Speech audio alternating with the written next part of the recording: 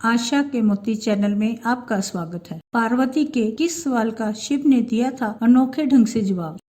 हिंदू धर्म के अनुसार गंगा में स्नान करने से मानव के सभी पापों का नाश होता है। इसके बारे में तो हर कोई जानता है, लेकिन कभी आपने ये सोचा है आखिर ऐसा क्यों माना जाता है कि मानव जीवन के सभी पापों का नाश गंगा में स्नान करने से ही होता है। शायद ही कोई होगा जिसने इस बारे में विचार किया होगा आखिर ऐसा क्यों और कैसे हो सकता है। तो आपको बता दें कि नित्य गंगा स्नान करने वाले लोग भी पाप में प्रवृत्त होते हुए देखे हैं। एक समय शिव जी पार्वती के साथ हरिद्वार में घूम रहे थे। पार्वती जी ने देखा कि सहस्त्रों मनुष्य गंगा में नहा नहा कर हर हर कहते चले जा रहे हैं, परंतु प्राय सभी दुखी और पाप प्रायण हैं। पार्वती जी ने बड़े आश्चर्य से शिव जी से पूछा कि हे देव, गंगा में इतनी बार स्नान करने पर भी इनके पाप और दुखों का नाश क्यों नहीं हुआ? क्या गंगा समर्थ नहीं रही? शिव जी ने कहा, प्रिय, गंगा में तो वही समर्थ है, परंतु इन लोगों ने पाप नाशनी गंगा में स्नान ही नहीं किया है, तब इन्हें लाभ कैसे हो? पार्वती ने आश्चर्य से कहा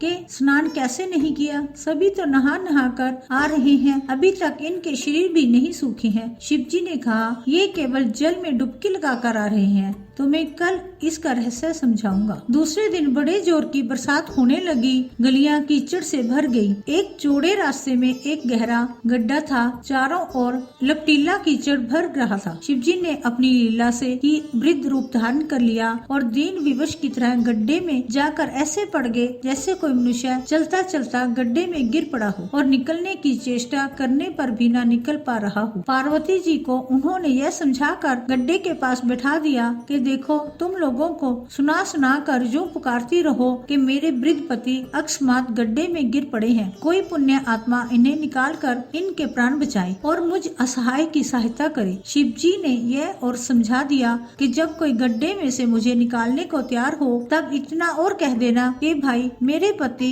सर्वथा निष्पाप हैं, इन्हें वही छुए जो स्वयं निष्पाप हो। यदि आप निष्पाप हैं तो इनको हाथ लगाइए, नहीं तो हाथ लगाते ही आप भस्म हो जाएंगे। पार्वती जी तथास्तु कहकर गड्ढे के किनारे बैठ गई और आने जाने वालों को सुना सुना कर शिव जी की सिखाई हुई बात कहने लगी। गंगा में नहाकर लोगों के दल आ रहे हैं। सुंदर युवती को यूं बैठी देखकर कईयों के मन में पाप आया। कई लोग लज्जा से डरे तो कईयों को कुछ धर्म का भय हुआ, कई कानून से डरे। कुछ लोगों ने तो पार्वती जी को यह भी सुना दिया कि मरने दे बुढ़े को, क्यों इसके लिए रोती है। आगे और कुछ दयालु सचित्र पुरुष थे, उन्होंने करुणावश वो युवती के पति को निकालना चाहा, परंतु पार्वती के वचन सुनकर वे भी रुक गए। उन्होंने सोचा कि हम गंगा में नहा कर आए हैं तो क्या हुआ, पापी तो है ही, कहीं होम करते हाथ न जल जाएं। बूढ़े को निकालने जाकर उस स्त्री के कथन अनुसार हम स्वयं न भस्म हो जाएं। किसी का साहस नहीं हुआ। सैकड़ों आए, सैकड़ों ने पूछा और चले गए। संध्या हो चली। शिव जी ने कहा, पार्वती, देखा